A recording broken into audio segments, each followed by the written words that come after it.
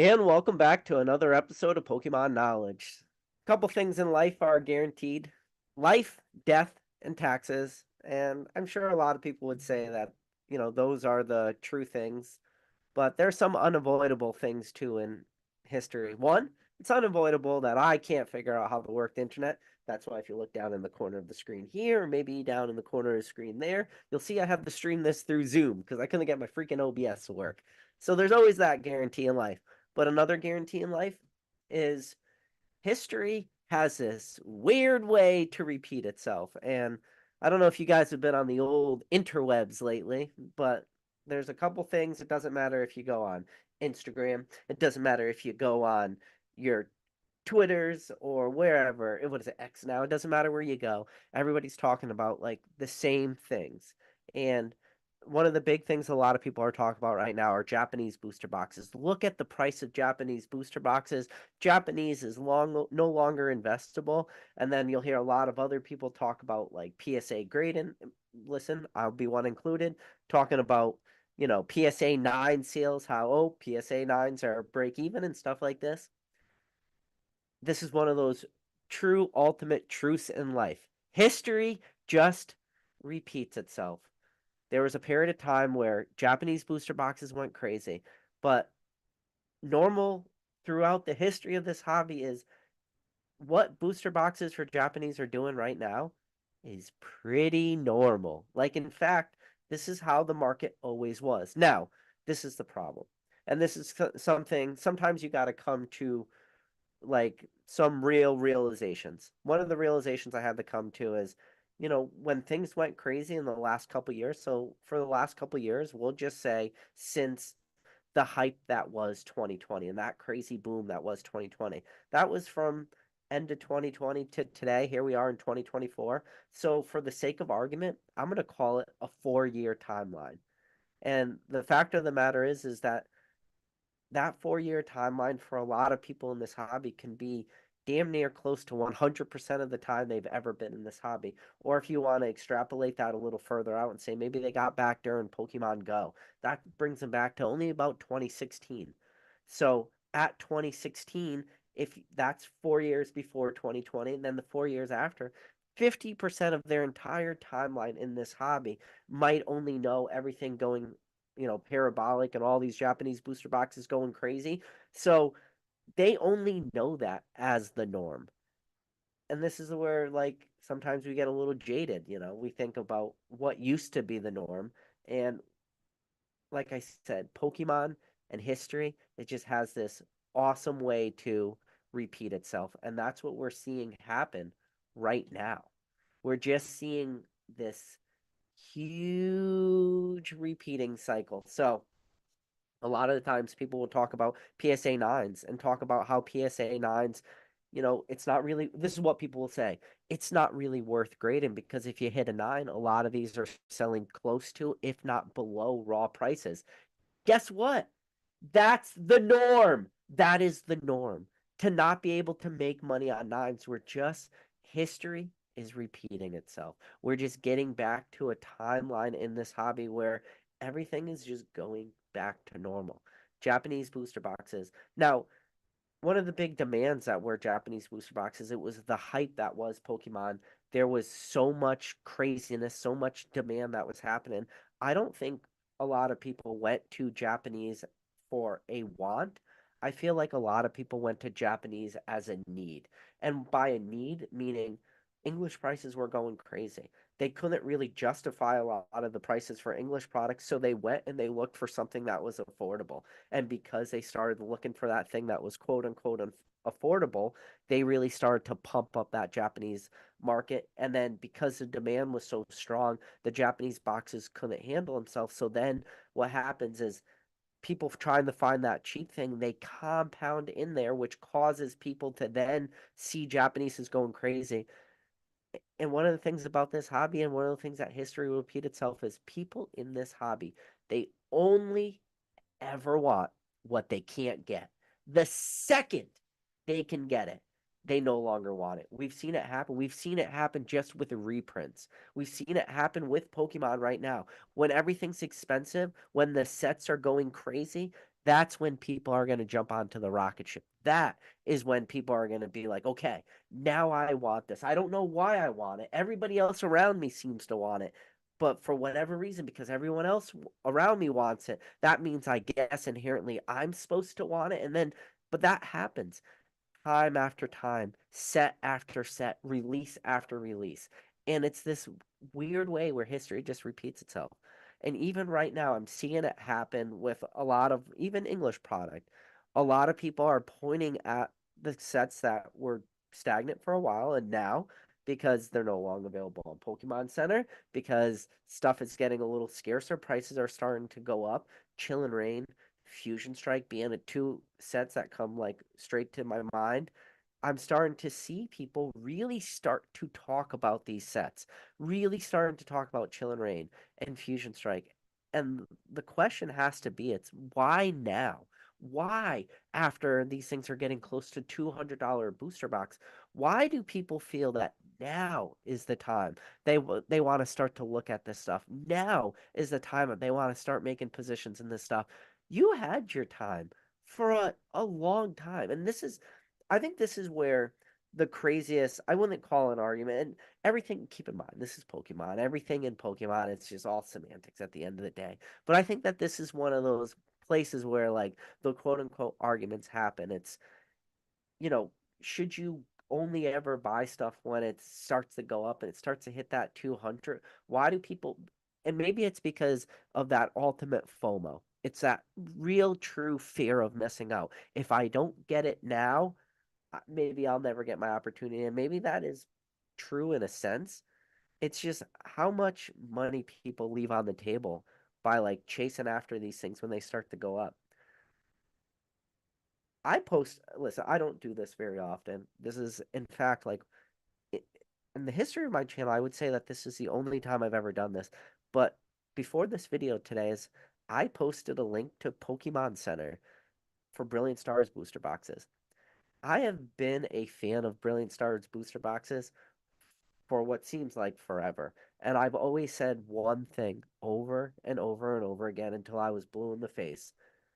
The second Brilliant Stars booster boxes go like out of stock on PokemonCenter.com, these things will run.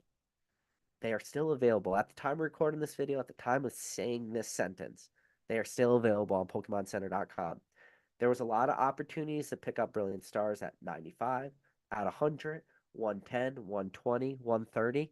Right now, you have a chance to pick up Brilliant Stars booster boxes at whatever that Pokemon Center MSRP is, 143.95. You get a quantity order of 6, they'll send you a sealed booster box. If you've missed your opportunity to pick up Brilliant Stars, I got a feeling. Sometimes you get a feeling, you don't know where that feeling comes from. It comes from deep down inside. I don't know. Maybe it's something you're born with it. Maybe it's Maybelline. I don't know. But I'm just telling you right now, I got a feeling about Brilliant Stars. Right now, Brilliant Stars, and in my opinion, Brilliant Stars has been for months now. And eventually you say stuff enough times, eventually you're going to get it right.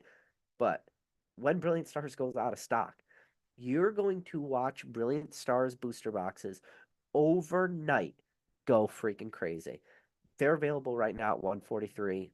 The second they go out of stock on PokemonCenter.com, you're going to be looking at $200 booster boxes.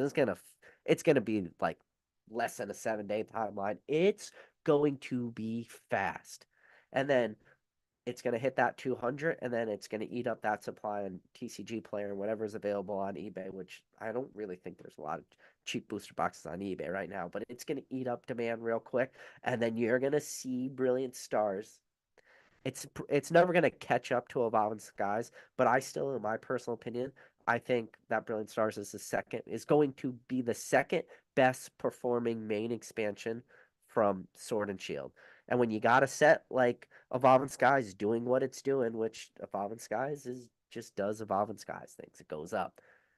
Brilliant Stars is going to play catch up really, really fast. And by the end of this year, which is 2024, it's going to take it again. It's going to take Brilliant Stars to be out of stock on PokemonCenter.com. That's been a rule of mine forever, and it just hasn't happened yet. But it will happen soon. And that fucking booster box is going to be crazy overnight. and people are gonna. And the problem is you got people looking at Chill and Rain. You got people looking at Fusion Strike because those are the ones that are already starting to move. Ignore those, in my opinion. Listen, this is where I could be wrong.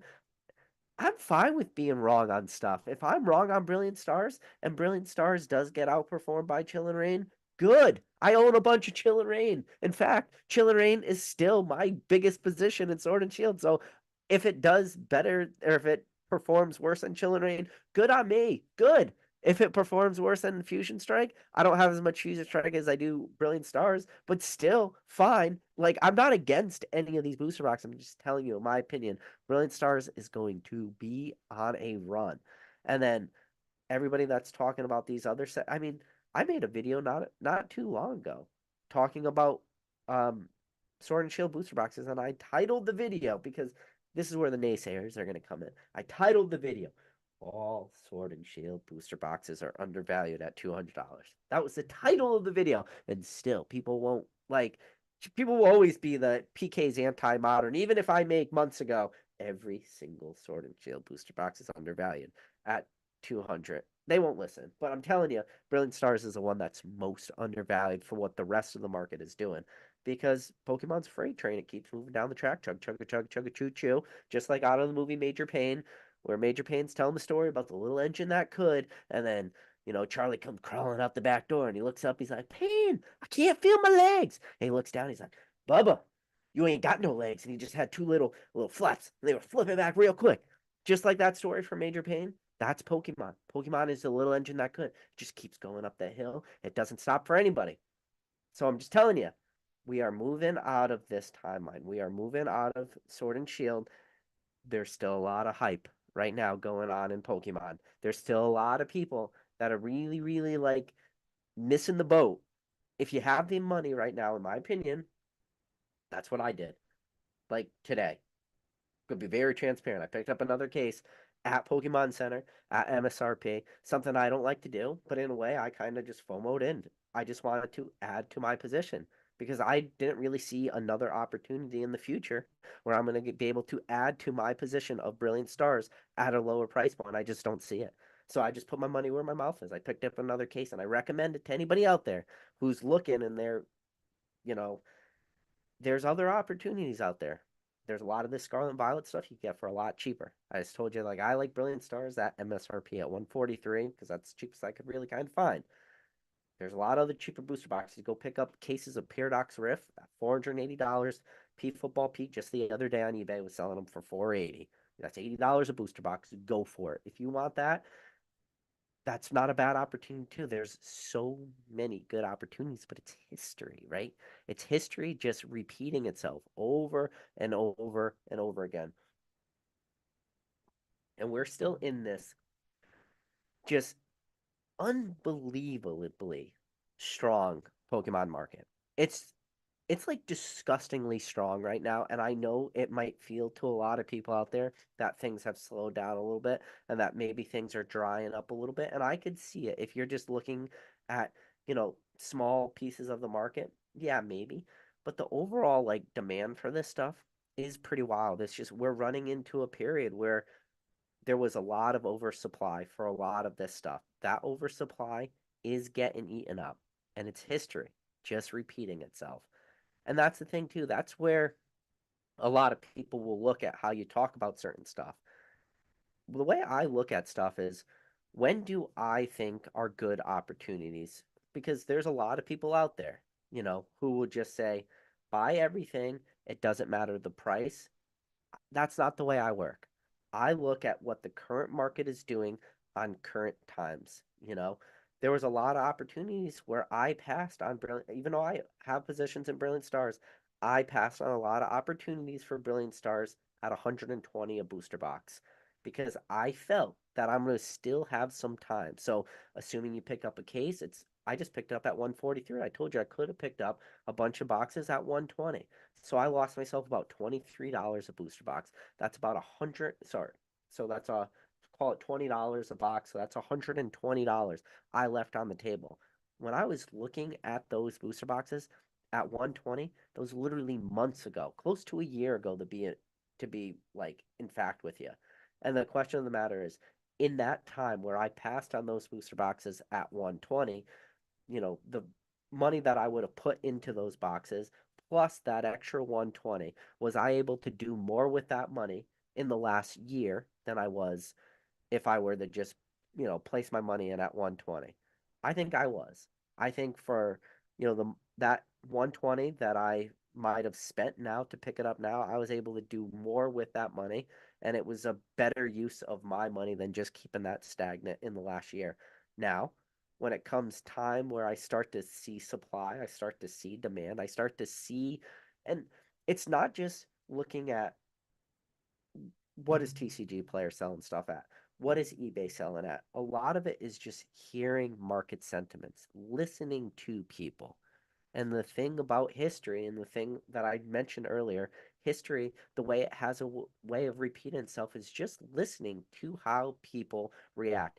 It's the same exact way as one of my favorite things I like to do in this hobby is play that first to market game. Special and first to market is graded cards, meaning a set's released, a promo is released, whatever it might be, that whatever that raw card is getting that card in hand, looking at condition. If I feel that that card has a high probability of hitting a 10, 80, in my opinion, an 80 plus percent chance of hitting a 10 by looking at that card, I'm going to express grade that. I'm going to grade it at a higher tier in order to get that back faster so I could, throw that card onto the market and hopefully get a premium for that first to market play.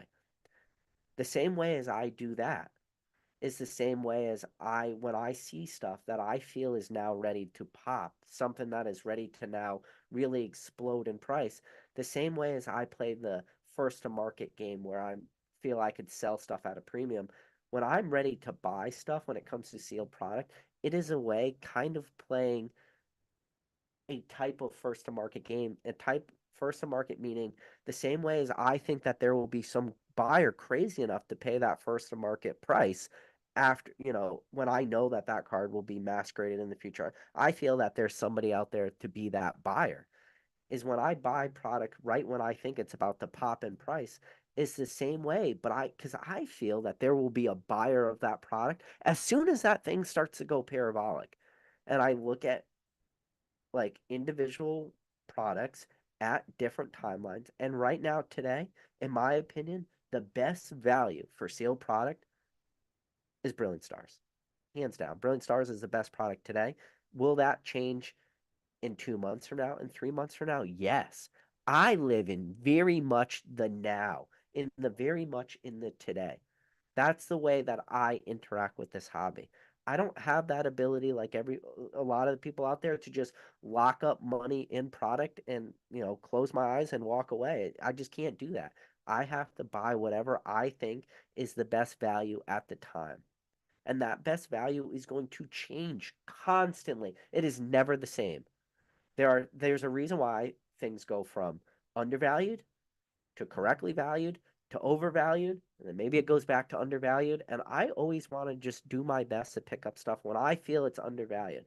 This hobby, it's impossible to play that game and be bat on about 100. It's just not possible. It's nothing that I feel I can do, but when I see all the indicators are out there, just kind of in a way screaming at me, I'm going to talk about it. I'm going to tell you exactly what I'm doing. I'm going to be very transparent with you. What happens if Brilliant Stars doesn't go out of stock in the next week? I don't care. If it doesn't go out of stock in the next month, which I don't find that likely. I'm going to be honest with you. My timeline for Brilliant Stars going out of stock on PokemonCenter.com is sub 14 days. That's 2 weeks. 2 weeks, that is a product now that has had a life cycle of years it's been out. And I think we are coming into a 2 week period, a 2 week window where that is going out of stock. If I'm wrong, that is fine with me. Like, because even if I'm wrong and it's not 2 weeks and it's 2 months, 2 months in the history of this hobby isn't a drop in the pan. I think the problem is people get really, really wrapped up in timelines too. I think that I've said it on my channel in the past, and I think that the saying is true. days feel like years, but years feel like days. And that's something I've repeated before. And what that means is when you're living in the day today, everything feels like time is moving in slow motion. It's like, okay, here we go. We got all this stuff I got to do today. These are all the things I got to look at for the Pokemon market. When you're living in the day today, everything just feels like it's, taken forever. But when you look back on years, so when you start to look back on something that happened in 2020 or early 2021 or 2022 or 2018 or 2016, or you go back and you think about something that happened in your personal life, you go back to think of a big event that happened in 2012 and a big event that happened in 2010. When you look back on it, you're like, okay, in 2010 or 2010 or 2012, this was like one of the major big events that I could remember happening. Can you remember that entire year? No. It kind of just like passes you by like this warm breeze on a summer day. Like that's how years just feel. They go by instantly. But if you were to go back in time and see how you're living in the day today, in your 2010s or the 2012 timelines, your days just go by so slowly. You feel like the days are, feel like years. But when you look back on stuff goes by so quickly. So to be wrong on something like that by a month or two, it doesn't really bother me. But, the only like failure on my behalf is that, the same way as I could have locked up money at $120 per booster box, and I'm glad I didn't, maybe because I've now locked up even more money at 140, maybe that will bother me for a little while because I'll be like, okay, I thought I had like a 2 week timeline where this stuff was going to be available. And in fact, I was wrong. And it was actually a 2 month timeline. So, there will be a little bit of a detriment there because I've now locked up that money. It's like $900+ to get a case today on PokemonCenter.com after you factor in taxes. It's like, okay, if I locked up that $900 for the next 2 months, that is now 2 months of just opportunity cost that just goes out the window. But like this is where you have to start weighing opportunity cost and saying, okay, weighing opportunity cost. And a lot of this is gonna, and this is the things people hate to hear. One of the things I talk about on this channel all the time is how do I feel? What is my like feelings of the market? How do I feel market sentiment is? How do I feel like the market's gonna react to a lot of this stuff? And I think a lot of people just hate that. They hate that this channel is based off my feelings. People don't want to hear that. Nobody has a, you know, I have, I have it right here. I mean, I have the old Magic 8 Ball. We could ask it. Hey, Magic 8 Ball, will PokemonCenter.com in the next 14 days, Brilliant Stars booster boxes go out of stock, which in my opinion will finally make Brilliant Stars go parabolic in price. Magic 8 Ball says, as I see it, yes. There you go. You got your answer. Magic 8 Ball has spoken. As the Magic 8 Ball sees it, yes. But like that's the thing. It's when you just have to like have a feeling of the market.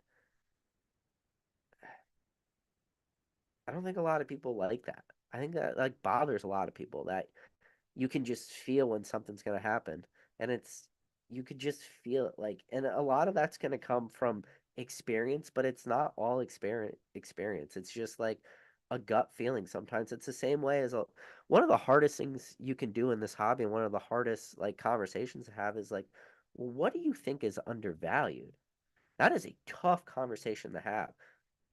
Shout out to Jake Pokenomics. One of the best, what do you feel is undervalued takes is Jake was talking about how he felt a lot of the Sun and Moon alt arts were undervalued because at the time, everybody was just looking at Ultra Modern. At the time, it was end of 2020, early 2021, late 2021, early 2022. And one of the things Jake kept talking about from Pokenomics was how he thought Sun and Moon alt arts were super undervalued. And he was talking, you could go on one of my lives that I had him on here, and Jake was talking about how he was picking up a lot of Sun and Moon tag team cards, a lot of these alt arts, because at the time, all the hype was in like all these alt arts, because with the introduction of battle styles and that Sleepy Tea and that Urshifu, that's where modern everybody went to these alt arts and everybody went crazy. And you saw the hype, which was battle styles and your Chill and Rain and your Fusion Strike, and then the capstone of all capstones. And you look at what happened with Evolving Skies and all the, your Moonbreon and your Quaza and all the craziness that was happening. And then followed shortly after by the set I just talked about, Brilliant Stars, and you had that Chase Charizard like that. Those were the cards everybody was talking about. And Jake was saying he thought all this Sun and Moon stuff was undervalued. And sure as shit, eventually, everybody went and they said, oh, all of a sudden, we all love Sun and Moon alt arts right now. And then everybody went after all these Sun and Moon cards. And then, you already saw that Latios Latias card going pretty high in price. But then everything that surrounded it went insane in price too, until eventually, because all that stuff for a while was undervalued, and you had guys like Jake buying up all that stuff, sold a lot of that stuff at the high, and then eventually you saw, something that was at one point undervalued in a lot of people's opinions. People bought it up. Then everybody else sees the prices going up, and they go, "Oh, Sun and Moon alt arts. I was too busy. Oh, look at this. All this time I was looking at Sword and Shield. I was looking at all these Sword and Shield." And then they hop on, they jump onto that rocket, and they go up. And then next thing you know, all these Sun and Moon alt arts, they go crazy. Everybody hops on.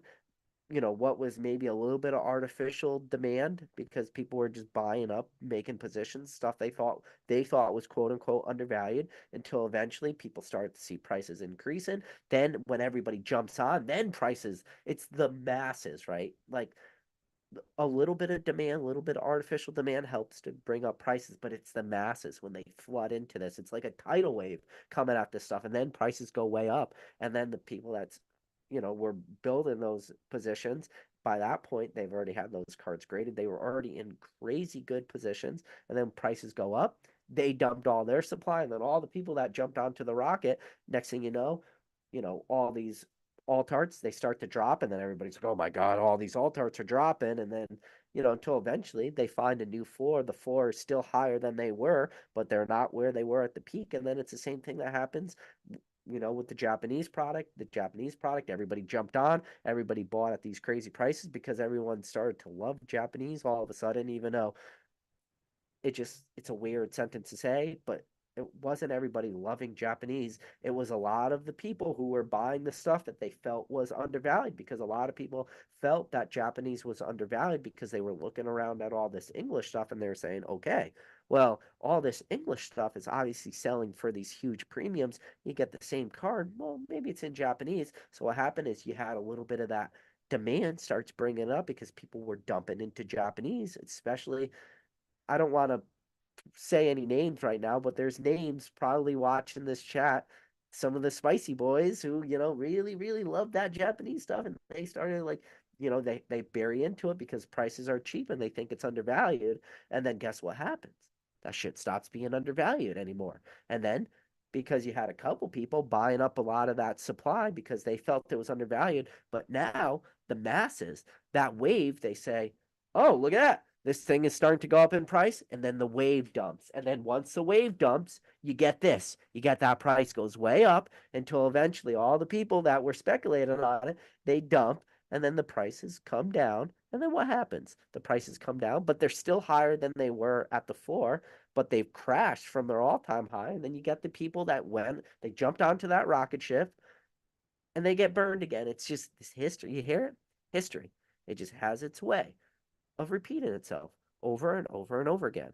And we're going to see, even with, modern product and stuff, you're going to see peaks and valleys, but it's going to be a little different because prices will eventually go up. But you'll see like some weird spikes that are going to happen with this modern product too, especially sealed booster boxes and stuff, because you got a lot of people, saying, okay, I think this stuff is undervalued right now. And then it's going to take for that, you got a bunch of people, okay, they start piling in. I think this is undervalued. Sword and Shield booster boxes, and we're getting deeper middle of Scarlet and Violet. Okay, some of this Sword and Shield stuff, and then people start to buy it up because they're like, all right, this is kind of undervalued. If you've been watching my channel, you've heard me say think a lot of this Sword and Shield stuff at any price is worth picking up right now. So you get those people, and then what happens? Get this huge price that comes up, and then you're going to get people dump at the top a little bit, and then it's going to drop a little bit, but it will probably have a more like uphill trajectory because I think the demand for something like that is a little bit different than these singles, but it's just a lot of it is just history. And you can look at so many different stuff. This hobby constantly, history just repeats itself. It does not stop. And that is what the title of this video is. It's the unavoidable truth, which is Pokemon collecting and investing.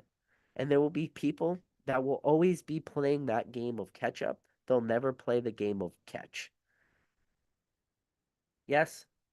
No? Let me know down in the comments below if you guys agree with me, if you disagree with me. Do me a favor. We got 80 people watching this video right now.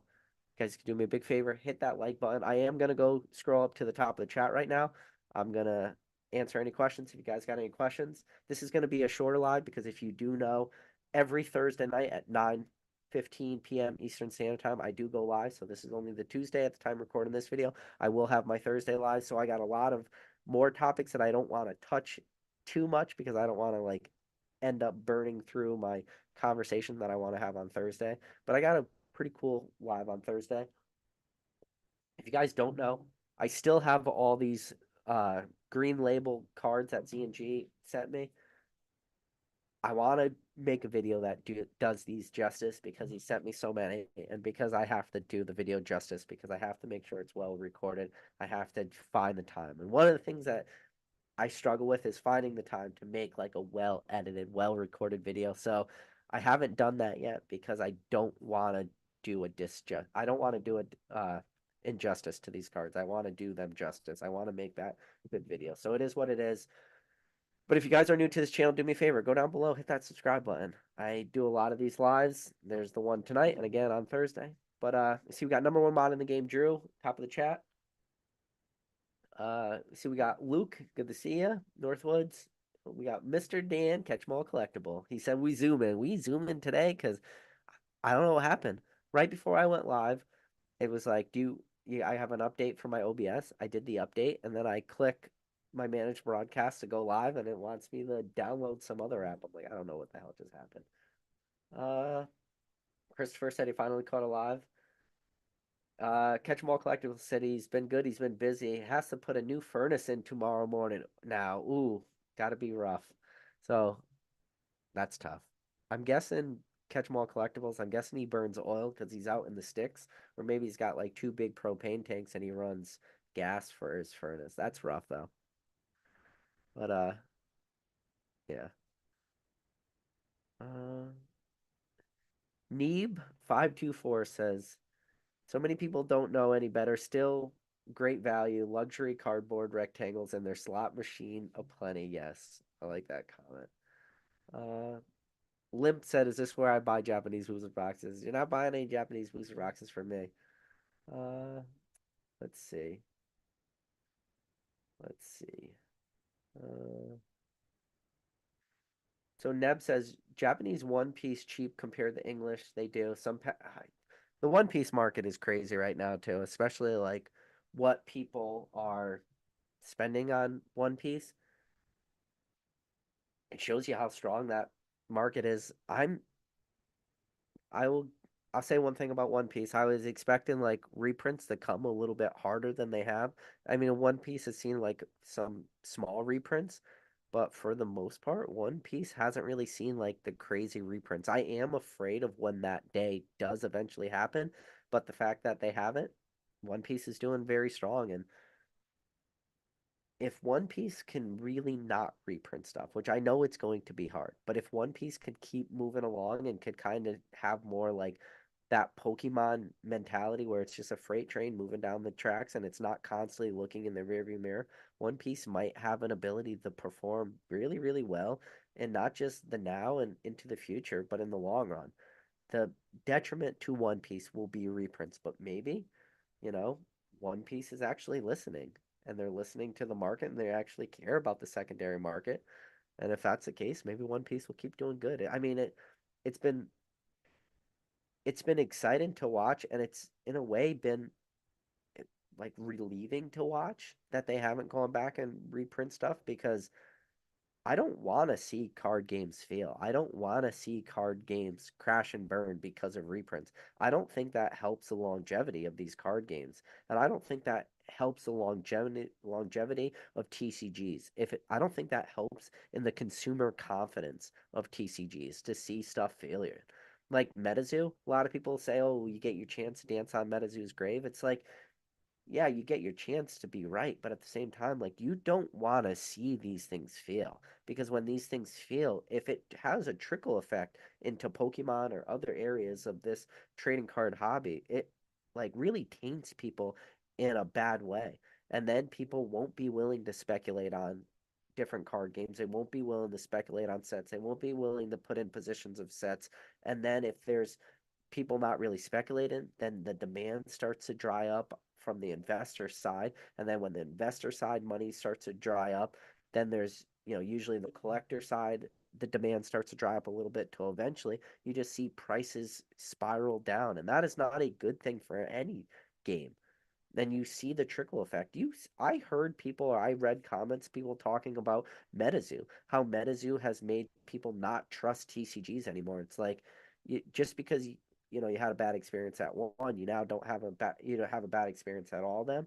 And that was always my fear of One Piece is just, and that's where I always just told people, I said, just be careful. Like, don't get burned on One Piece. And right now, One Piece has been doing a really good job of like throttling that. Now, you can make the argument that One Piece is throttling too much and it's actually hurting their player base and their customer base because the prices are so crazy. And I will tell you, in my opinion, that it is where One Piece is for this super modern stuff is not healthy because it's not healthy that stuff is so expensive.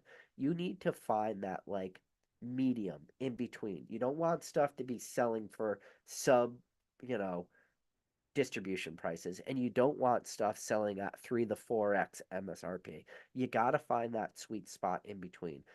That is probably one of the hardest things to put out there, especially when you're, a company trying to look at print runs, trying to figure out, how much of this stuff can we print and, keep a strong secondary market? How can we keep a strong market for people selling this stuff from distribution to, because that is your true client is the people like selling this product. How do you keep those people happy? You don't want to start crippling these people, putting people out of business because your prices are just, you know, like killing the market and stuff. You don't want that. So, Pokey Kid said Fusion Strike. Yeah, with a rocket ship. Uh, let's see. Uh, Son of a Mewtwo. Good to see you, Son of a Mewtwo. I haven't seen you around in a little bit. Uh, Limp Bizkit said, like sub $90 Chillin' Rain was the time. Yeah. Don't get me going. My still one of my best videos I ever made, or one of the videos I aged the best, was as I walked through the valley, the $79 $95 booster box. I fear no evil, and that video came out of Chillin' Rain. A lot of people are tired of me here saying that, but you know, it was because of Chillin' Rain dropping below $80 on eBay. It was the first time I ever reached out to Scott, who is P Football Pete, the big eBay account everyone knows. I was so fascinated by the price of that booster box that I got in my car and I drove to his warehouse just to talk to Scott in person because I had to ask him. I was like, "What's going on with Chill and Rain?" And I made a lot of lives right after that happened, and I was very transparent with a lot of people when I acquired my position of Chill and Rain at sub eight. I say sub $80, but 79.95. So I was off by a nickel, right? I mean, it was called $80 booster boxes. And while that video, you look at prices of Chill and Rain right now today, it aged really, really well. But I always like to keep this into perspective. While I picked up my positions of Chill and Rain booster boxes at $80, at the exact same time, on the exact same day, I could have picked up Evolving Skies at 95. So even though Chill and Rain did really well. I mean, that's a booster box that's now getting ready to crack 200. I picked up my positions at 80. Make no mistake about it. I passed on Evolving Skies at 95. So I've made videos talking about this. This is not a first time I've shared this insight, but it's one of those things. It's like fool me once, shame on me, and I fooled myself. I saw a sub $80 booster box. I was very blinded by that, and I passed on the better set. And at the time of picking up Chill and Rain, and when I passed on Evolving Skies, I never at any point in that situation ever thought that Chill and Rain was a better set than Evolving Skies. I just was blinded by that $15 less per booster box. Now, in the long run, it still played out okay, but it didn't play out Evolving Skies good. So now, and because of that, has kind of shifted the way that I look at modern product, the way that I look at modern booster boxes, where and that's the problem that I'm running into right now when I've talked about on recent videos when I start to look at Scarlet and Violet stuff. Scarlet and Violet stuff is some of this is sub $80. Am I doing the same exact thing that I did when I picked up Chill and Rain and passed Evolving Skies at 95? When I look at some of the Scarlet and Violet stuff selling between $80 and $100 depending on the set, am I at the same time skipping stuff that I think is a better value, maybe because it's only a price difference of 15? Am I picking up and I I made this video a long time ago when booster boxes were a little bit more comparable and a lot of it was the Sword and Shield stuff. And in those videos I said right now I'm skipping on Scarlet and Violet to spend that extra 15, spend that extra $20 to pick up Sword and Shield booster boxes. And I did do that, and then obviously we're seeing what Sword and Shield are doing right now because I felt I learned my mistake from that Chill and Rain Evolving Skies, which again, this is the hobby we live in. This is Pokemon. This is how absolutely like disgustingly, and it's the word disgusting is a proper usage, disgustingly spoiled we are. Where we can look at, oh, you got a Chill and Rains. Sorry, you bought a booster box at 80. It's worth 200. Sorry that you passed on a $95 one that's worth $800 now, right now. So it's just our our losses are still wins. Does that make sense? Like that's how and that's why I use the word disgustingly. That's why we are so disgustingly spoiled that even our losses, that our poor decisions still are fantastic. I mean, that is more than 100% gain. I mean, you were at 100% gain before, you know, fees and shipping at 160. That was already 100% your money. So to be up to 200, like I said, that's why I use the word we are disgustingly rewarded, which not a bad disgusting. It's just it is what it is. Uh, so let's see. Uh, so Neb524 said, "I bought one. I'll admit, haha, just in case my man has some insider info." Oh, so you picked up a Brilliant Stars booster box.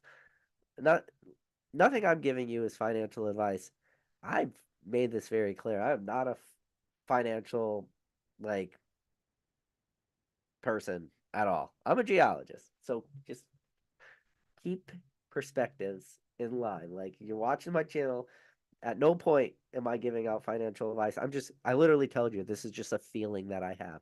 I have a feeling. I don't know where that feeling comes from. It comes from deep inside. Just is what it is. I I'm one of those people I go with my gut. And luckily, I've been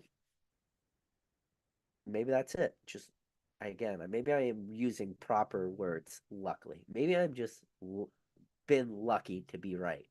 And maybe that's all this is. This might just all be luck. We all might just be living in the Matrix, and for whatever reason, my Matrix timeline was lucky in Pokemon. I don't know. A lot of people else are out there watching this video. Maybe it's all luck. That could be it, you know. And luck changes. Yep. But then I feel like sometimes you got to make your own luck too. Magic 8 Ball, should I make my own luck? Signs point to yes. Make your own luck. Number one bot in the game. Great comment said. Don't forget to like and sub. Yep. Uh, let's see. Uh, so Danny said he bought a case of Evolving Skies 2 months ago at for 3 grand with Pokemon sealed. It's never too late. So picking up Evolving Skies at 3 grand for a sealed case. I mean, you're late to the party, but you're not really late to the party.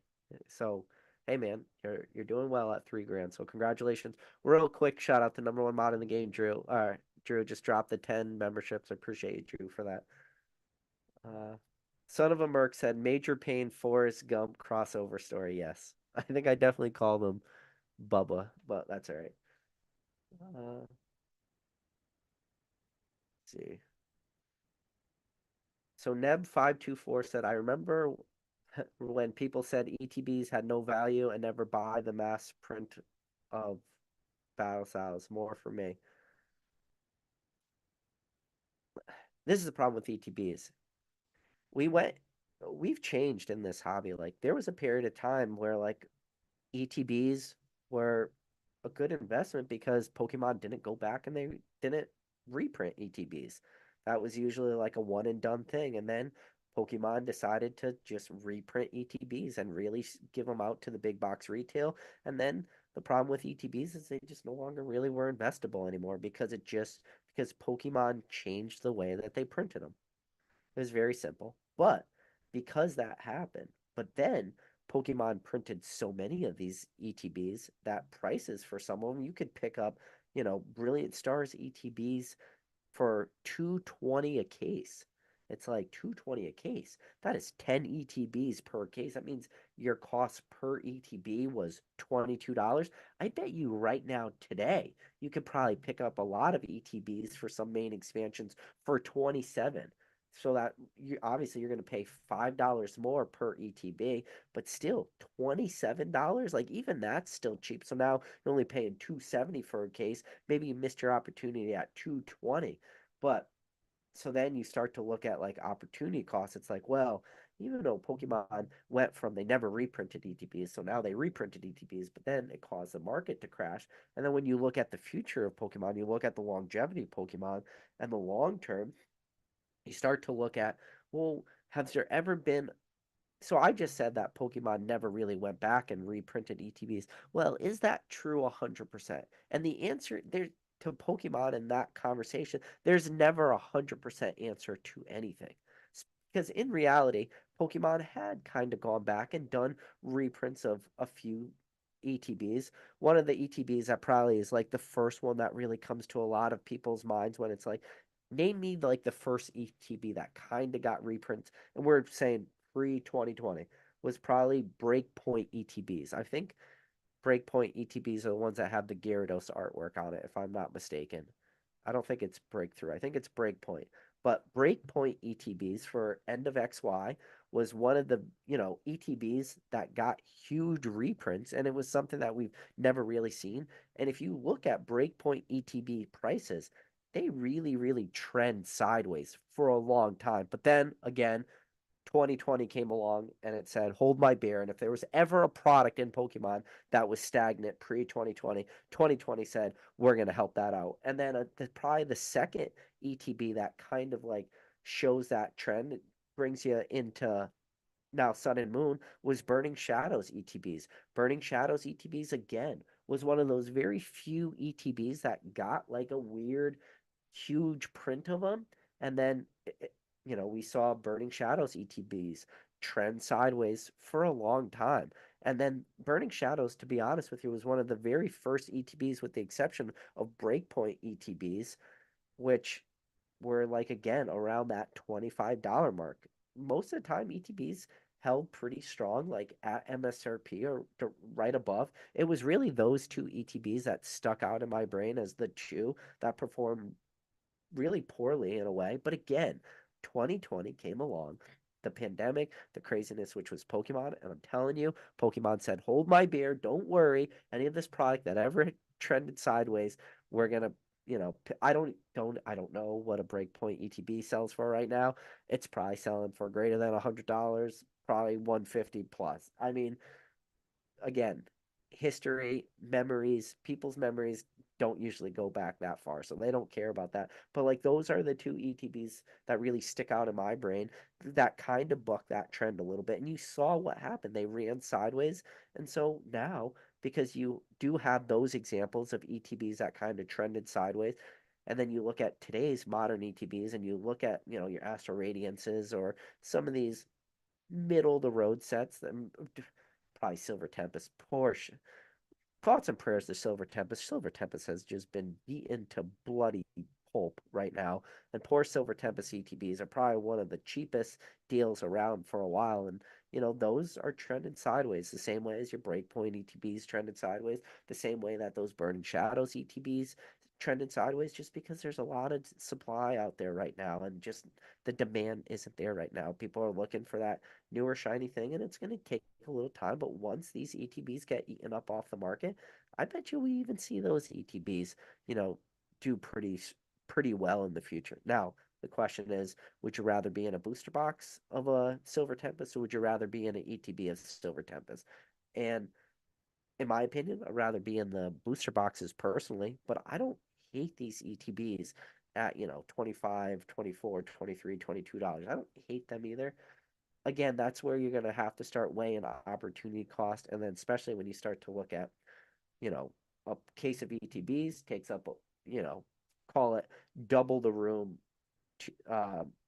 that booster boxes take up. So when you start to really pick up a lot of this product, which I feel a lot of people out there are now starting to run into issues with just storage of this stuff. I mean, you could store a lot of boxes, but space is finite. And unless you have like an entire warehouse or you have like, a huge room, like I got a bunch of shelves next to me. All these shelves are disgustingly full of shit. Like running out of room. Just the other day, I had to put a 5-row box with a bunch of promos in it. And I looked at my shelf and I had to rearrange like 5 different things just to get a 5-row box onto one of these shelves. And it's just like space becomes an issue. Uh, So Brown CLM said people say they love Pokemon Center ETBs. Brilliant Stars Pokemon Center ETB is still $49.99 on Pokemon Center. I would say, in my opinion, Brilliant Stars Pokemon Center ETBs are probably the most mass-produced Pokemon Center ETB that we've ever seen, because yeah, there's just been a ton of them. But like that's the thing, not every set is going to be a winner either, or not every product is going to be a winner. The thing that Brilliant Stars has going against it too is it doesn't have that good promo. It's not a specialty set, and it's not like Scarlet and Violet stuff. One of the things that are helping a lot of these Scarlet and Violet ETBs, especially, is they've added that promo chase to it the same way as all these specialty sets. And Pokemon came out really, really well, and they added really, really good promos. The Scarlet and Violet promos were good with like the Pikachu, and then Obsidian Flames with the Charmander, and then Paldea Evolved. Is that it? Paldea Evolved. Too many sets, too many names, confusing. But wait, is that the Pikachu promo? Either way, there was a lot of sets had a lot of good promos in it, and Brilliant Stars doesn't have that promo. So, and Pokemon Center ETBs, that's a pricey, you know, entry point at $49.99. I just told you could probably go find regular ETBs for 25, 24, $26. Like, that's, and you don't get much extra for that PokemonCenter.com one. Sure, you get that Pokemon Center stamp on the front of the ETB, and maybe you get one extra pack, but is it worth it? Or two extra packs? Is it worth it? And the answer is like, for a lot of people, probably not. Now, in the long run, in the long, like years down the line, will Pokemon Center ETBs do better than just a regular ETB? So you have to spend $49.99 to pick one up off Pokemon Center versus, say, you pick up one for $25 for a regular ETB. Which one's going to do better in the long run? I don't know. Uh, let's see. Uh, people are talking about Pokemon Center ETBs right now in the chat. Jacob Gordon says, I feel like booster boxes will blow up and then a huge sell off. Market crashes, then a huge boom later, and then Sword and Shield boxes will moon. Yeah and no. I don't think we'll see. See, this is where I started to mention it earlier, but then I kind of pulled it back. Where I was talking about like single prices, how I talked about Sun and Moon, how all these alt arts went up and then they crashed, but they leveled higher. And then I talked about I forget what else. Japanese cards talking about how Japanese cards boomed up and then eventually they settled back down, but they were still higher than they started. Where I stop myself from saying that about seal product because I do feel like seal product will play out a little differently. And the way I think seal product will play out will be more of like what we saw happen with Evolving Skies. Because we saw Evolving Skies moon up to 400. And then when Evolving Skies mooned at 400, we saw like what I would consider like a bigger sell off, meaning we saw a lot of supply hit the market. But when the huge supply hit that market at the 400, we didn't see it really crash back down. More what we saw was at that $400 price point is we saw Evolving Skies booster boxes kind of go stagnant for a while. And I think that is probably more likely how we're going to see sealed product play out versus where we saw singles go crazy spike and then drop. I think we're going to see for sealed product maybe a more Evolving Skies S type play out where they shoot up, they moon, and then they find that equilibrium. For Evolving Skies, that equilibrium was between that $400 to $500 price point, and it really stayed stagnant for a long time at that price until eventually that $400 or $500 price point where it was kind of staying stagnant for a while until it eventually ate up that supply because I think that was where a lot of people were dumping into the market. And it wasn't dumping enough to crash, but it was dumping enough to hold it stagnant until eventually that supply was eaten up. And then when that supply was eaten up, as it started going up, the supply at like call it other resistance levels, it just wasn't as strong as it was during that $400 price point. So then once it got past that 400 or 500, it just started shooting up, and we're seeing it happen real time. Now, may there be another price point in the future where we see like another period of stagnation? Maybe. I don't know. We're not really there yet, in my opinion, for Evolving Skies. Or you might see Evolving Skies buck that trend and it starts to play out more like a team up. It's hard to say. But I think that is probably a more realistic scenario for a lot of these booster boxes where we'll see huge run ups and then we'll see that, stagnation. Now, will their stagnations be at 400? I don't think so. I think Evolving Skies was the strongest of all the strong Sword and Shield sets, so it had that strongest resistant point, that 400. I don't think other products will start to stagnate at 400. I think you'll probably see a lot of other products potentially stagnate at a little lesser dollar amount. So maybe that 300 price range, maybe that 200 price range for some of these, and then till eventually you'll see that 200 $300 stagnation for some of these products until eventually history has its way of repeating itself till it can break through that price resistance, and then we'll start to see it moon again. Very similar to this, what we're seeing happen with Evolving Skies. Are they gonna like reproduce those dollar amounts one for one? No. Everything will always lag behind Evolving Skies. Evolving Skies will be the best performer of Sword and Shield. We've already seen it play out. I think it's too late at this point. But we'll see other sets kind of like follow the trend, but it will just be at lower dollar amounts. Uh, yeah. Let's see. Oh no, jump to the bottom. Jump to the bottom. Didn't want to do that. Uh, let's see. Um, um, Catch 'em all collectible says never update OBS right before a stream. Yeah. Uh, so Catch 'em all collectibles. He said I got behind propane. Probably a couple grand. His dad and his buddy are coming over. Hopefully have it done in time to pick up son at school. Dan, do you have forced air or do you have baseboard heat? That'd be a good question. Uh, So Neb524 said it's hard to know what others think about stuff. He loves particular cards other thinks are bad. I don't like to use the word bad in this hobby. I don't think anybody ever really thinks anything is bad. I just think people have their preferences. Um, Thrifty Hardy says, "Hey PK, appreciate the thought process, and it's very similar to his. Smart for pulling the trigger on Brilliant Stars. Yeah, listen, I see the opportunity today, and I want to be wrong. I think it's time that I start to be wrong. I'm sure a lot of people out there will tell you I've never been right about anything ever, but I'm ready to start being wrong. If this is the time that I'm wrong, so be it. I only bought one case.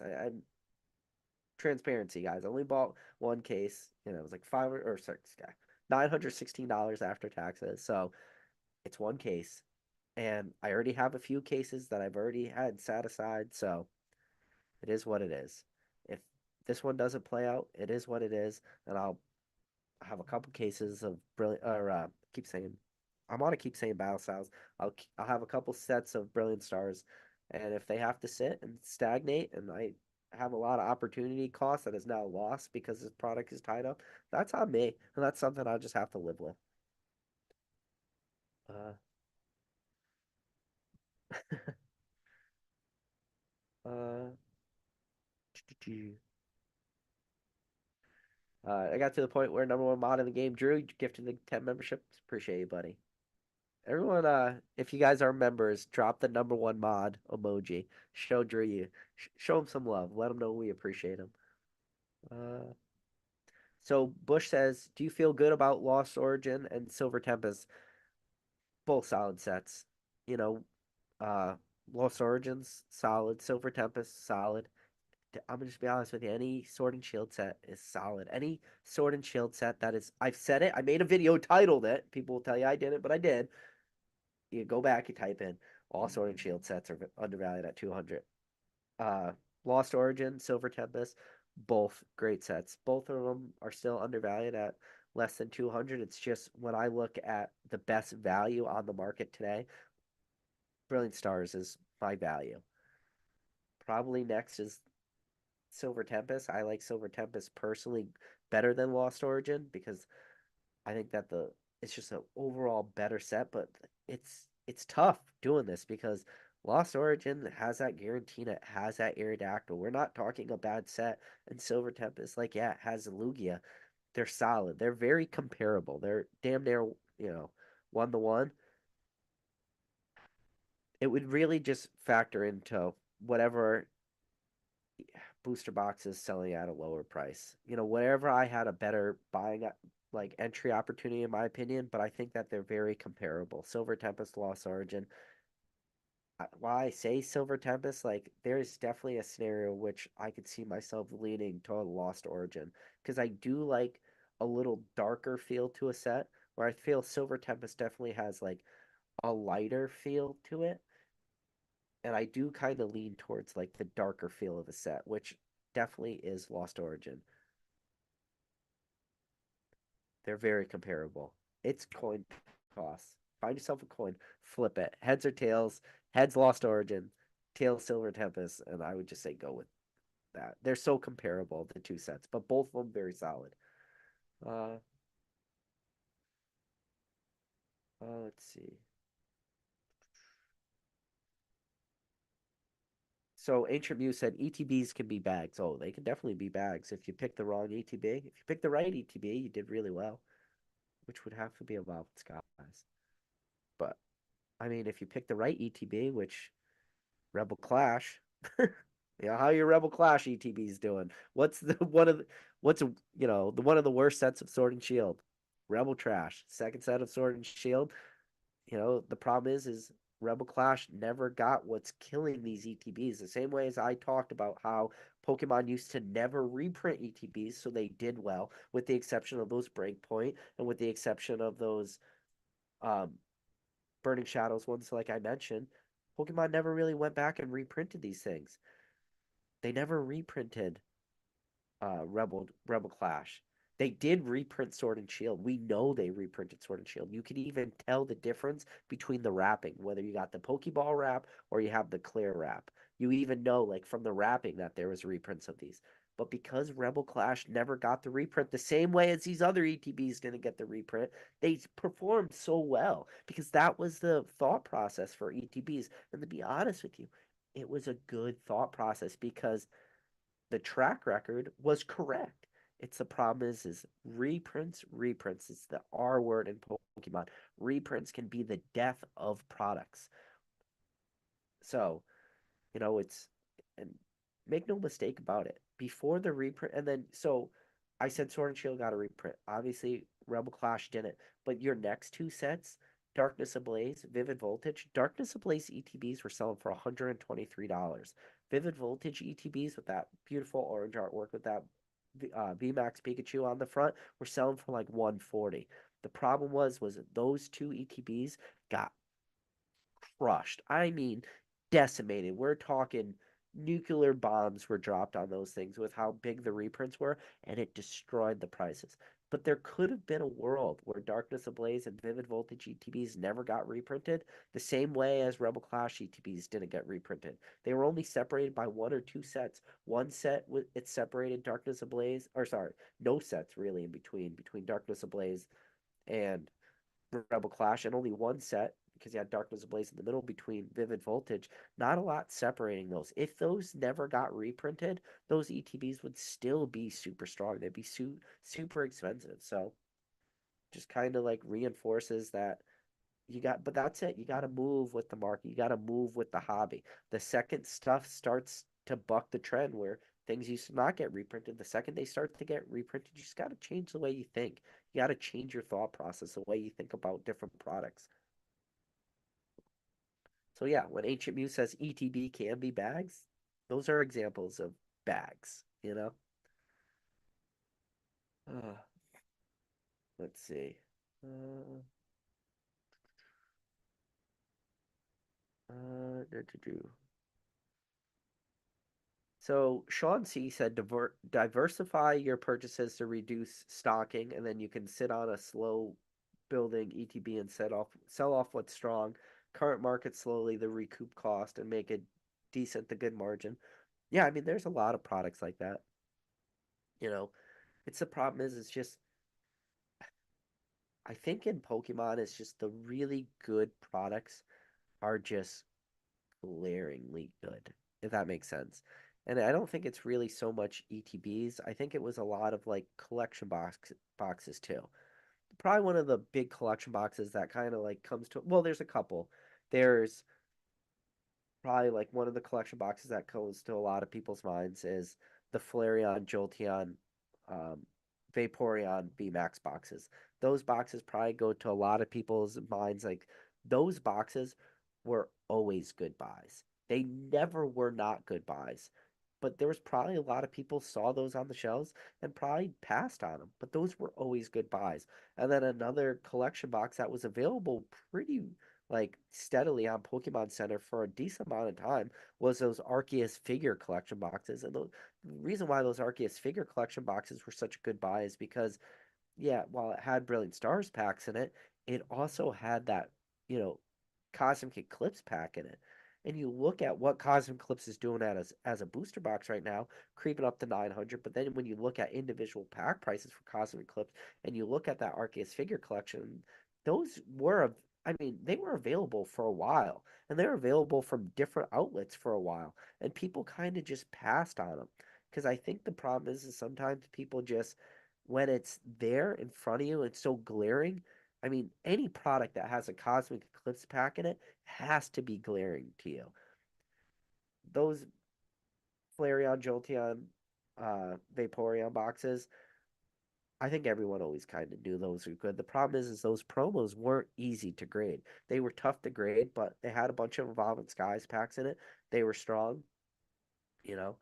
Then you had like the Pikachu and Zekrom boxes from GameStop.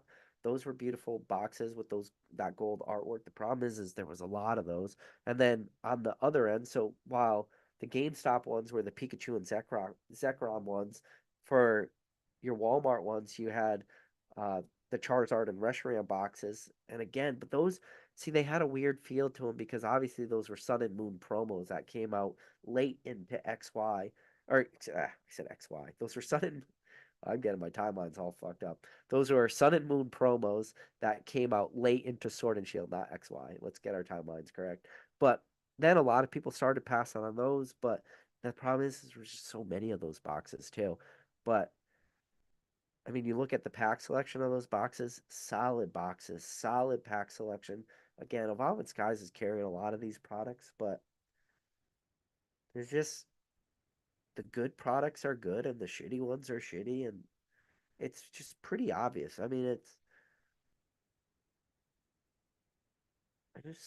I feel like some of those things are just so obvious, you know, when you talk about pack selection.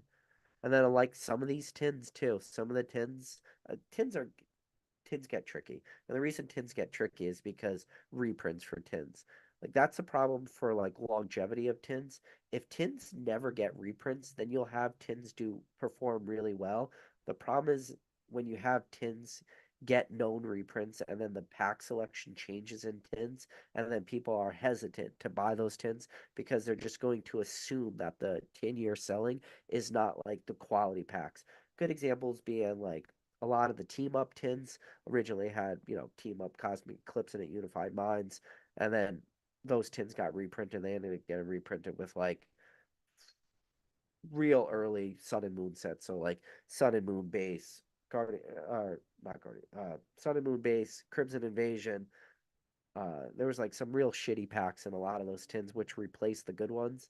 And then it's the same thing even recently. Like I've seen, there's been some restocks of like the Jolteon, Flareon, Vaporeon tins with the like the V cards in it, and then those ended up getting repacked. I think they were like 2-pack bundles sold through either Costco's or BJ's or Sam's Club or one of those like big box retail, but they ended up like repacking them with a lot of like really shitty like I want to say like Scarlet Violet packs maybe. And then there's some other tins that like I've seen it recently happen a bunch on Twitter, uh, on X. A lot of people are posting like what was it, the Salamence and the Dragonite tins. You used to be able to pick them up or see them a long time ago at either like Dollar General or Walmart.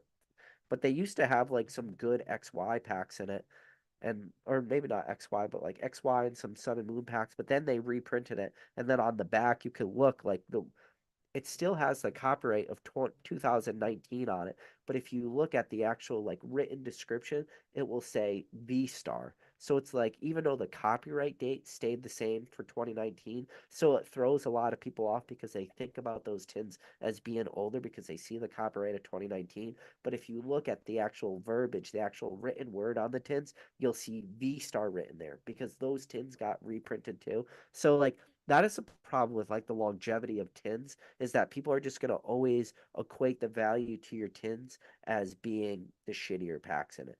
And sure, you could probably make the argument that you could somehow explain that to people and somehow make them understand that your tins are guaranteed to be these older packs, but that's a gray area. That's why I kind of try to stay away from tins. But then, like I said, if your tins never get reprinted, if the pack selection never changes, those will probably do pretty good.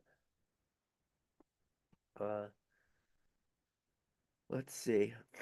Uh, uh, so Pokey Nufo exclusive said the problem is social media and YouTubers hyping these booster boxes. It is what it is. It can't be stopped if you wanted to. No, I don't know what the impact of like YouTubers really have on this product. I'm sure there is some. I mean, it'll be interesting if I make a community post saying, "Hey, Brilliant Stars booster box is still up." I mean, they've been up now for months. I mean, Brilliant Stars booster boxes have been up for months. If we want to really test that, you have a very small Pokemon YouTuber with, whatever, less than 7,000 or right around 7,000 subscribers puts a community post up saying these booster boxes are probably getting close to being out of stock. If that one post is enough to bring those out of stock, now it could just be perfect timing. We can't know for sure. But then like maybe you could give validity to that conversation that YouTubers have a impact. But I think on the other end of that spectrum, if like PokeRev did the same exact community post I did, but PokeRev was like, "Hey, I recommend you picking up these Brilliant Stars booster boxes on PokemonCenter.com," they would probably have been sold out overnight, like instantly. So, I mean, it's a good thought experiment. We could see how this one plays out, but I don't, I don't think it's gonna have the impact that maybe you think it is. Uh, So John Doe said only 9 packs in a 151 ETB is just rude. Uh, Tap said it's $250 for a Breakpoint ETB now. Wow, I was way off. Well, there you go. So Time heals all wounds, I guess. That's wild. That breakpoint ETBs are $250. For my next video, for Thursday's video, we're gonna pull out my break. I gotta find it. Well, I'll pull out my breakpoint ETB and we'll put it on the shelf for Thursday's live, just because if that's true, that's $250. That is just wild. But that I'll put a breakpoint ETB in the background for Thursday's live. How about that? Because that is wild. Uh, Fresh Tat says I'm holding on to a pallet of Metazoo ETBs. Good luck on that one. I saw Rudy's video where Rudy showed all his heavy Metazoo bags. It was pretty wild.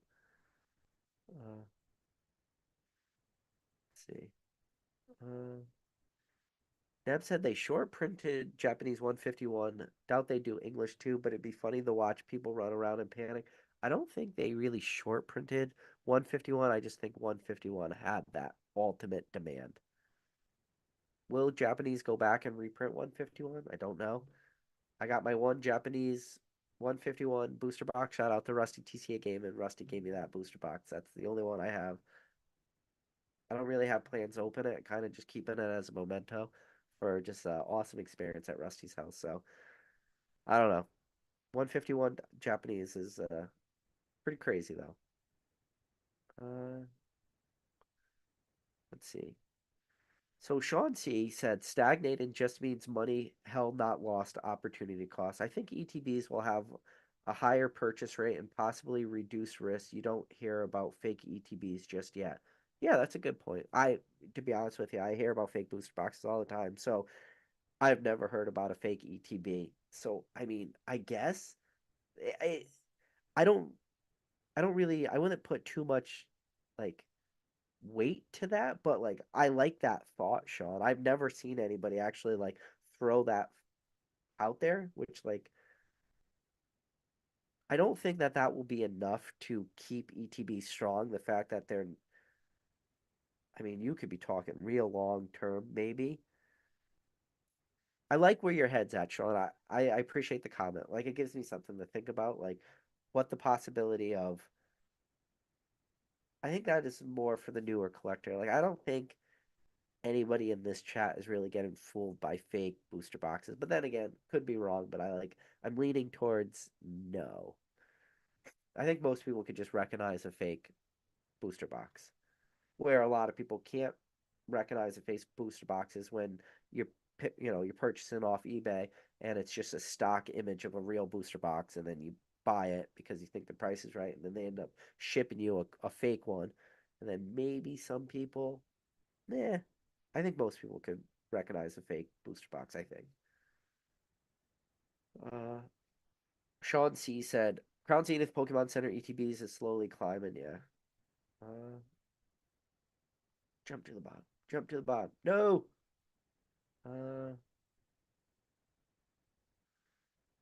uh, let's see. So Red's card chase says ETBs did him dirty. He owns 10.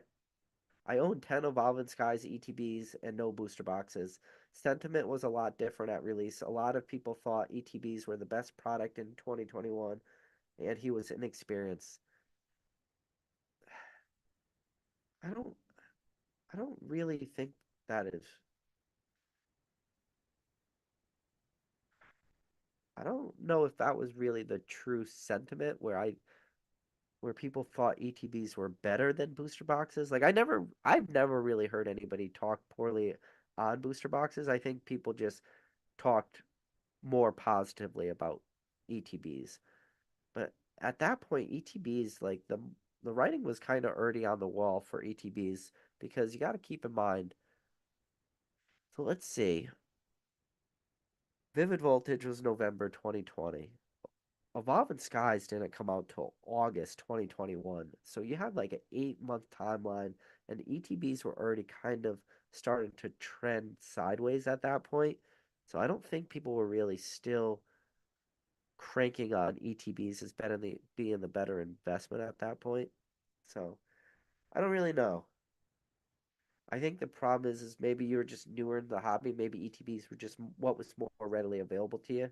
Because I mean, we talk about booster boxes all the time, but I think sometimes we don't even take into account that you got to be even a little bit deeper down the rabbit hole to just think about ETBs opposed to the thing that is on the shelf, which is like your big box retail, your Target, your Walmarts, where you can walk in and you're gonna see an ETB. You're not gonna see a booster box. I don't know if that's really what you're saying though, but let's see. So Cashmere Fire said, "Why does it feel like Temple Forces has zero hype?" I don't think Temple Forces has zero hype. I think there is definitely hype to Temple Forces. I think Temple Forces had this weird thing where I talked about it on my channel. I don't even remember the video, but I had a video where I was just talking about Temple Forces, how people were saying it was uh, being short printed, and I just made a video pretty much saying I don't think Temple Forces is being short printed. Like this is a weird thing, but a lot of people were quoting that. I don't have distribution, so I wasn't able to like say I heard that from distribution. It was just from what I heard people say, and then I talked about Temple Forces as being like, gotta be careful. If this thing is not short printed, like what's going to happen? Like a lot of people aren't going to have the demand for it. But if it does get short printed, then we see a reprint in the future, which it doesn't look like we have to worry about it being short printed. But I put that hypothetical if it is in fact short printed. Short printed doesn't mean it will always be short printed. It could just be a temporary thing. And then if something actually does get short printed in this hobby, and then Pokemon is looking around and saying, well, what should we reprint? They're going to look at the product they short printed, and then they're going to reprint probably that product, and then reprinting a you know, short printed set is just going to kill market confidence. It's going to destroy long term value for that. And I just think because Temple Forces people thought it was going to be short printed and it ended up not being, I think Temple Forces has fallen into the same problem that a lot of the Scarlet and Violet stuff is I just think people see that they have time for Scarlet and Violet. How long that they're going to have to acquire this stuff, who knows? Could it be like Brilliant Stars where they have the next couple years to acquire it until I make a video saying Temple Forces, that $140 booster box, I think might be your time to acquire it. Obviously, we are far away from the point where Temple Forces is $140 booster box, where I'm making that type of video, where I just think when people are looking, where are you going to put your money right now? It's the same way. It's that I mentioned earlier. It's when I bought Chillin' Rain at 80 instead of Evolving Skies at 95. I think people are seeing a lot of Evolving Skies opportunities. Pay a little bit more, but better opportunity. So why bury $100 in a booster box of Temple Forces right now when you got all these other sets that are, $20, $30 more per booster box, which might have better short-term run-up than something like that. I think that is a problem that a lot of this Scarlet and Violet stuff is just running into right now, that people just see better opportunities. Because they see better opportunities, you know, most people only have so much spending power. If you only have so much spending power, you got to be picky and choosy at where you're putting your money. And does it make the most sense to bury your money into a $100 booster box at release? No. Right now, it doesn't. Fast forward a year from now, 2 years from now, does Temper Forces become a play because there's now been other sets released after the fact? Sure. I can definitely see that. I just think right now, today, it's not there. And because the hype follows the things that are doing the best, I think the hype is just going the Sword and Shield right now. I feel like that is just a problem.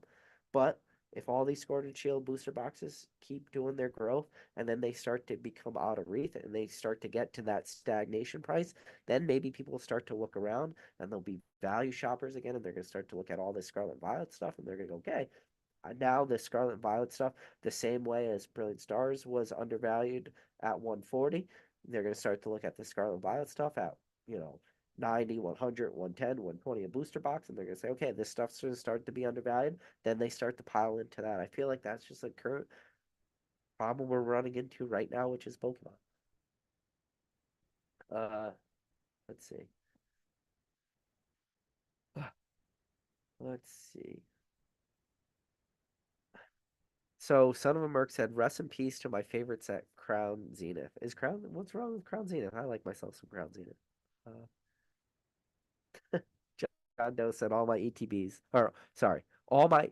Sorry, Son of a Merc or John Doe said, "All my Evolving Skies booster boxes need acrylic cases at this point." It's true. I mean, they're $800 booster boxes. Who would have thought? Oh, Catch 'em all collectibles. He has forced air heat. Okay. See, we're learning the ins and outs of old Danny Boy's house. Uh, So Dan said, 20-year-old house, a lot of stuff is coming due.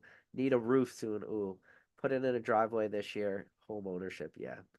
Do you have like a paved driveway and you can't just like, seal it and, crack seal it and put a new seal coat on it, or you're actually going full driveway? See, Dan's got that catch 'em all collectible Pokemon money, so he could do that stuff. I think I got a 30-year roof on my house. I got like 10 years left. So, or no, I bought my house 10. I got 13 years left on my roof. It's a 30-year. So, 13 years gonna go by quick. 30-year roofs is what it is. Uh, uh, yeah, so we got to the point where a lot of the members are putting number one mod, show our appreciation for Drew, guys. Uh, let's see. Um, Hero TCG said, should I buy Fusion at 220? I would pass on Fusion. I would buy Brilliant Stars right now. That's my opinion. I think you missed your opportunity at Fusion Strike. Just move on. There's other things that are better value, in my opinion. I think, in my opinion, Brilliant Stars passes Chill and Rain, passes Fusion Strike, passes any of these other sets. I think in 5 years from now, so this gives you a big timeline. 5 years from now, when you look at all of Sword and Shield, when you look at booster box prices in 5 year timeline, Bob and Skies is number one, Brilliant Stars is number two. I think those are my one, two. And then when it comes to three, four, five, we'll start to get into the conversation. And then that is where the conversation is also going to start to get like weirdly jaded, because it's going to be like, where do you place Sword and Shield base booster boxes and where do you place Rebel Clash booster boxes? Because those are going to be weird booster boxes, because when you look at the supplies, this is where you're going to be scarcity and rarity is going to outweigh demand, because Sword and Shield base and Rebel Clash base booster boxes are going to have more like rarity and scarcity to the actual physical product, but like the actual product, the actual demand isn't going to be there like it's going to be for some of these others. That's why it's going to be very interesting to see where Sword and Shield and Rebel Clash, where those wind up in the long run. And it'll be interesting to see if those like Sword and Shield base and Rebel Clash wind up more on the bottom end of Sword and Shield booster box prices, or if we actually see them hold stronger and they stay closer to the top because of that rarity and scarcity factor. Because when you look at just, you know, set construction, weak. I mean, yeah, Sword and Shield base, you got your Zacian and Zamazenta and your Marnie. And then for Rebel Clash, you got, Boss's Orders and your Teleon VMAX and whatever else is in Rebel Clash. Like, set construction, when you compare it to any of this later Sword and Shield stuff, those could be terrible sets. Like, sorry, I know people love them, some Rebel Clash, they love them, some Sword and Shield base. Set wise, they're not going to hold strong. I'm just curious where the rarity and scarcity factor of those, because I bet you if you like poll most people, it just the timeline, right?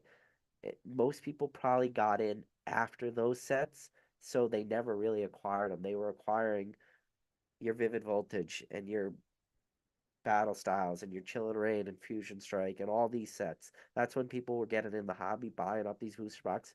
And because of Scarlet Violet, because of Rebel Clash, were just literally like 6 months before the hype happened.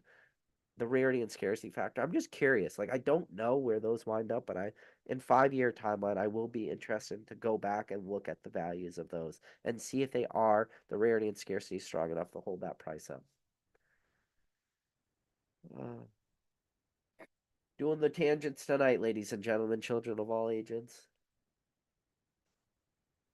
Um, John Doe said, credit to Vivid ETBs pushing over retail now after some massive print. Yeah.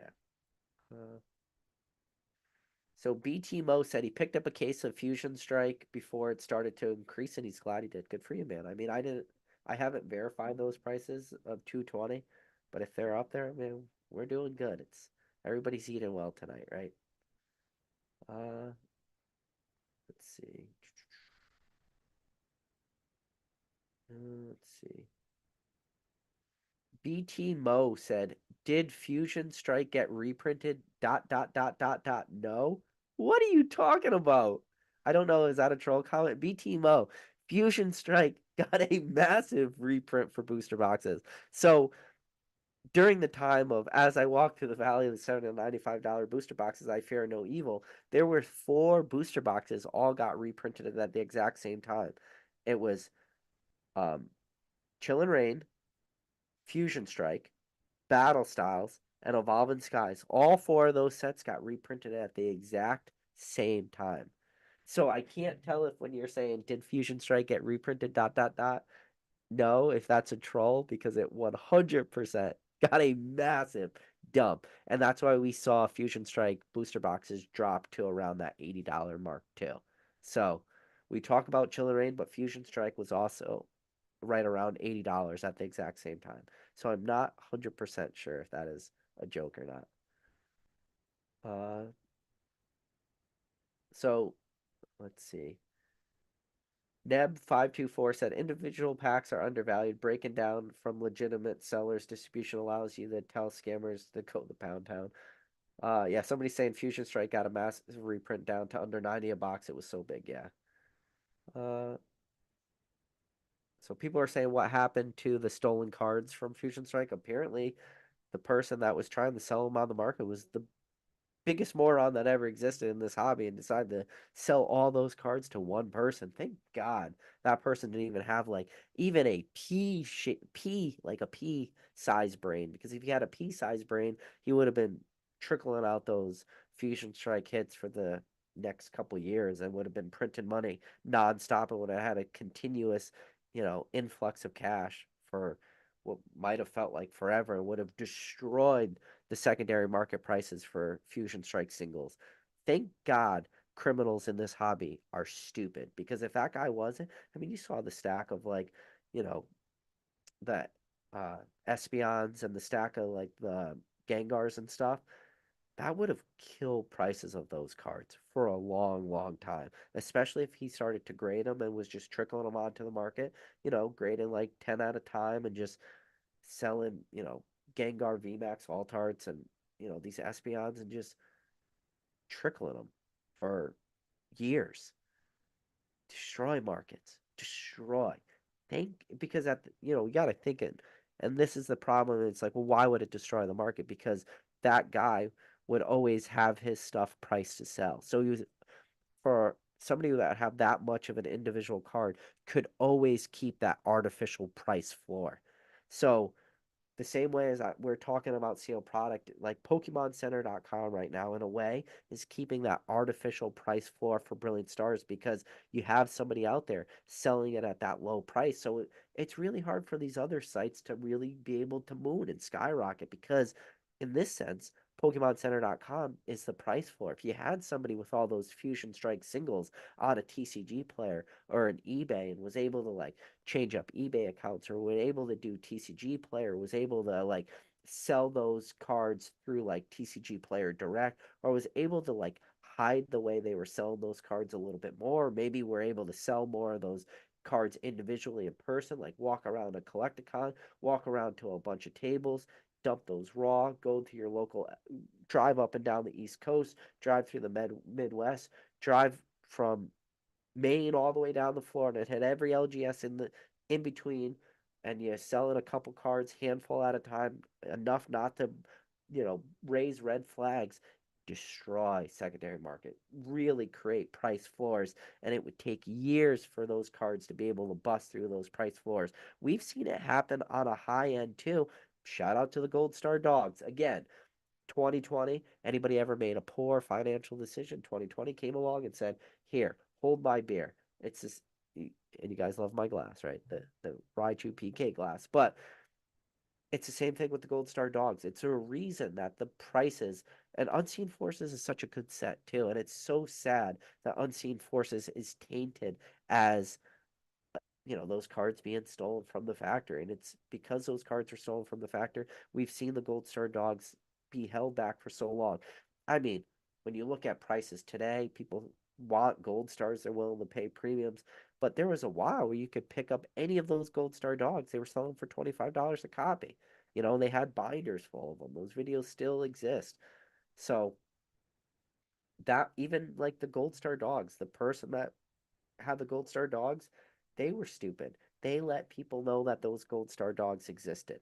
If that person was smarter and they trickled those Gold Star dogs onto the market a little bit slower instead of just trying to sell these cards in mass by the bundles and just let people scoop up like 100 at a time or whatever people were buying, if they were just slowly trickling them down on the market, they would have made way more money in the long term and would have been able to keep that price artificial floor. But like that's what happened with these Fusion Strike cards. I gotta take a breath once in a while. Um, so, uh, jump to the bottom again. I think I saw a comment that said P. He said, PK, what are your thoughts on Crown Zenith? I made a video talking about Crown Zenith that if you could, I thought Crown Zenith was getting to the end of their reprint cycle, and if you could pick up Crown Zenith ETBs, I thought it was a good opportunity. I did literally on the next live have to like give a little more clarification that I didn't mean pick up Crown Zenith ETB cases at MSRP. I meant pick them up at cheap prices. They were selling for a while Crown Zenith ETBs at $27.50, and then when I made that video, you could pick them up at $32 per ETB. $32 a lot different than 27, but I felt they were getting closer to the end, and I made that video. And then somebody, if you go back to that video, you can look down in the comments. I think somebody said that they picked up Crown Zenith ETBs at like I don't want to butcher the number, but I want to say they said $22.50 a piece. Somebody was able to pick up ETBs at, which that is wild. Like I got happy at 27. Somebody told me they picked it up at 22. Whoever that person was out there, good for you. Like that's a great. But yeah, even now, if you could still pick up Crown Zenith ETBs at $32, and I'm talking by the case, so $320 a case, if you're able to pick those up, I think that's still like an okay price. It's not as good as 270 a case, obviously, but 320, like if you can find it, go for it. Pick up a case, especially if you don't have one case of Crown Zenith. Now, if you're asking me, is this where you should dump all your money? Maybe diversify a little bit, but if you don't have a case, I got a case of Crown Zenith ETBs literally right here next to me. Like, hold on. I couldn't pick it up. It's way too heavy. Hold on. I can. Hold on.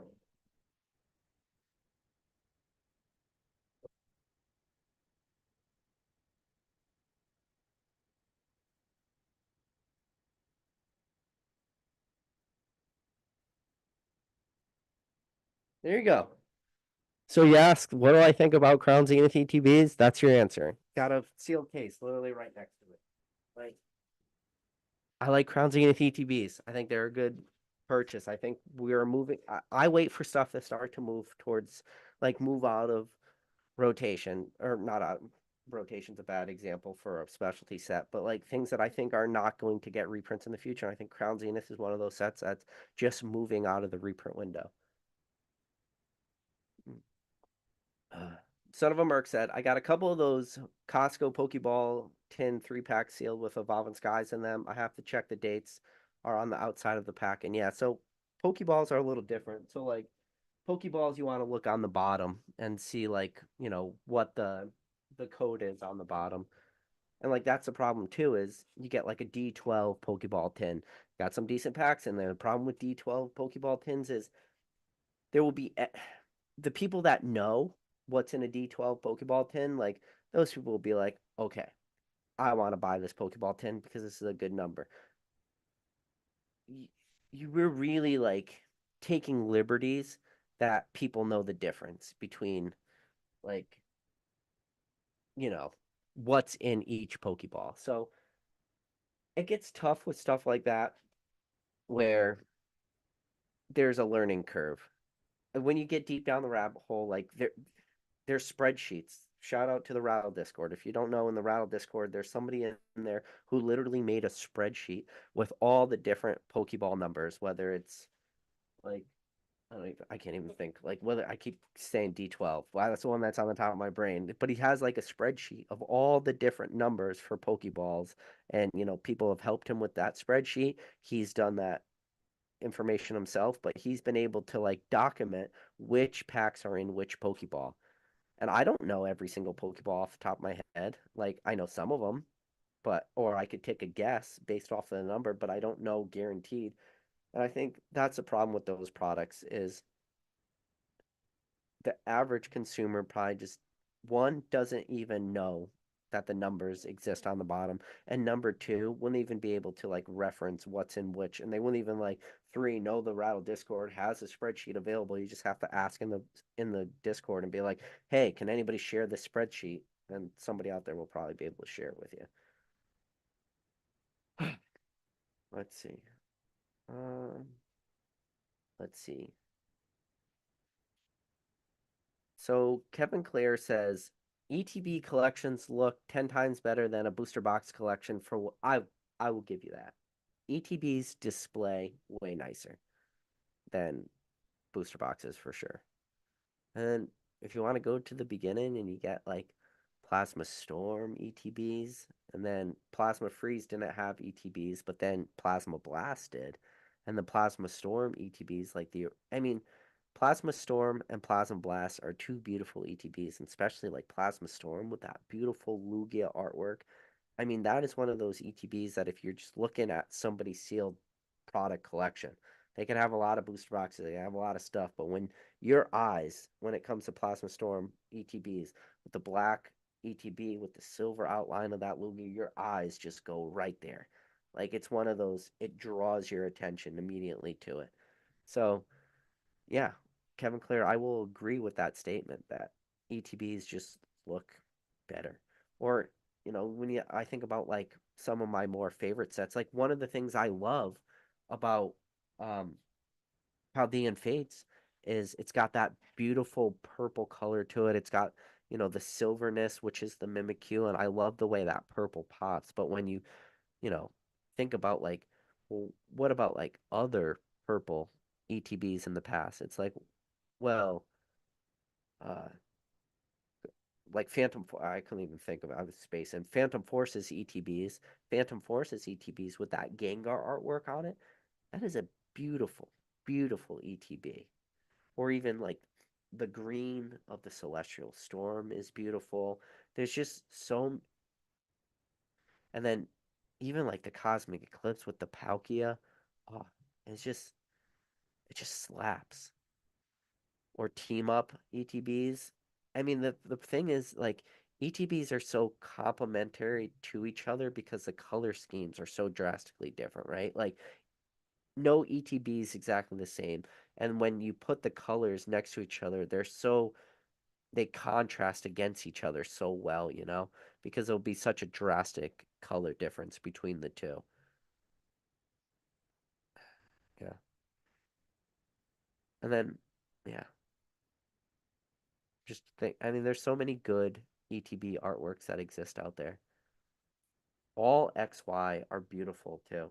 Like every single XY ETB is beautiful. And then there's a couple of them that have like the two different artworks, XY base and then evolutions. But even evolutions, like I love the Blastoise artwork for the evolutions ETB. And that's the thing too, is booster boxes will show off like Pokemon on it, but you kind of have to like there's a lot going on in very little bit of space, right? Because the flap's not going to have any of the artwork to it. So really it's just going to be the bottom of the booster box is going to showcase like the Pokemon in that set.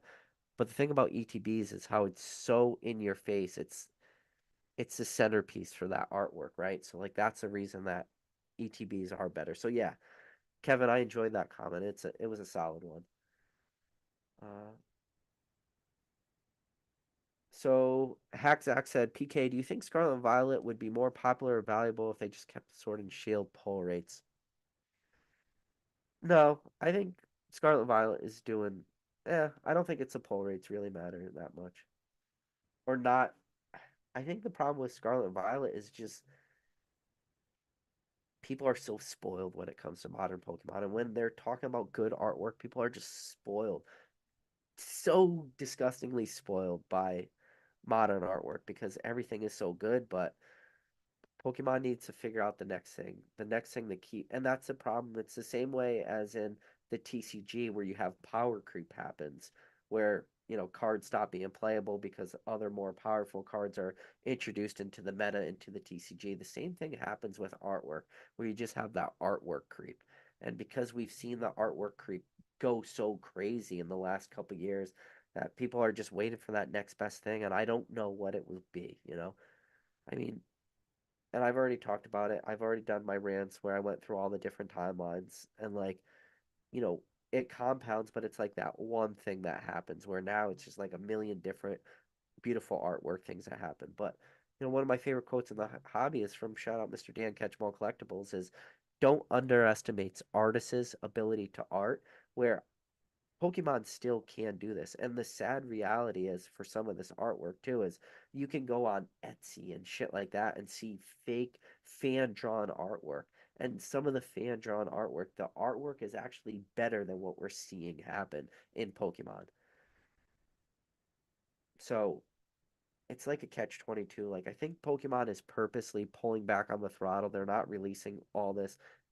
Artwork is unlimited. Pokemon could do whatever they want, but for whatever reason they're not doing it. Kevin Clare said team up the 4K. Here we go. Yeah. Uh, Kevin Clare said Lost Origin would be his number three. Easy call for best sets of Scarlet and Violet or Sword and Shield. Like it's so confusing. It's like a brain twister. It's like I luckily I don't really bring black and white ever into the argument, but it's always like XY or Sun and Moon or Sword and Shield or Scarlet and Violet. You just those four sets. It's just like you just mix them all up real quick. Uh, let's see. Uh, let's see. All right. Uh, yeah. I think that was a good live. It was a long live. I ranted for hour and 48 minutes, which is pretty typical me. There's a part of me wants to make short form content just because I think it is more YouTube algorithm friendly, but I just can't do it. I don't have it in me. I don't have what it takes. But I know, guys, I'm going to make the video showing how to spot in cards. It's just got to find the time. I got to do these cards justice. But listen, guys, appreciate every single one of you. I don't ask for much. In fact, I don't really ask for anything. The only thing I ever ask for, you could do me two favors. One, hit that like button before you turn off this video. And the second thing, if you're new to this channel, you made it to the end of an hour and 47-minute long video, listen to some random guy in a grandma basement rant about Pokemon for close to 2 hours, and you're not subscribed, do yourself a favor, do me a favor, hit that subscribe button. But other than that, guys, I appreciate every single one of you. And as always, I'll catch you on the next video.